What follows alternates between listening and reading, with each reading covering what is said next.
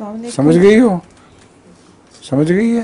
नहीं, ये English lip reading tablet कीजिए, अच्छा, लेकिन उर्दू की नहीं। ठीक है, आगे। अस्सलाम वालेकुम हुजूर। वालेकुम सलाम। हुजूर, कुरान शरीफ में है कि मुफलिसी के डर से औलाद को मत कत्ल करो। हुजूर, सोमालिया और इथियोपिया में जो बच्चे भूख से मर रहे हैं उनके मुतालिक इस आयत की क्या तशरीह है? किस आयत की? सूरा अनाम में है कि मुफलिसी के डर से औलाद को मत कत्ल करो। ये किसी जगह बच्चे मरने का इसके साथ क्या ताल्लुक़ हुआ? कोई भी ताल्लुक़ नहीं।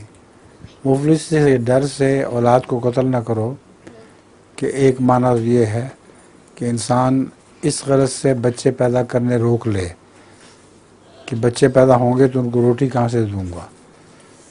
ये दुरुस्त नहीं है। रिज़्क़ अल्लाह ताला के हाथ में है और वो रिज़्क़ का कफ़ील है।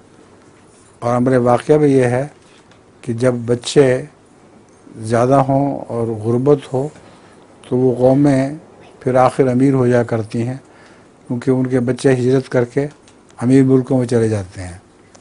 बहुत सी कसरत के साथ पाकिस्तान और हिंदुस्तान के लोग ये अरब अमारात में गए हुए हैं, इंग्लिस्तान या अमेरिका चले जाते हैं, तो फिर जो अपने घर पैसे भेजते हैं तो उससे उनका गुजारा चल जाता है। दूसरे ज़्यादा बच्चे जो हैं वो काम में मदद देते हैं, यानी वो बेकार नहीं बैठते। छोटे छोटे बच्चे भी अपने माँ बाप की खिदमत करते हैं और उनकी वजह से उनका गुजारा अच्छा चल जाता है। तो बहरहाल खुदा ताला के देने के रास्ते बहुत से हैं, तो इस ख्याल से कि खुदा ताला का रिज़्क़ कम हो जाएगा, बच्चे पैदा करने बंद न करना। जज़ाकल्लाह।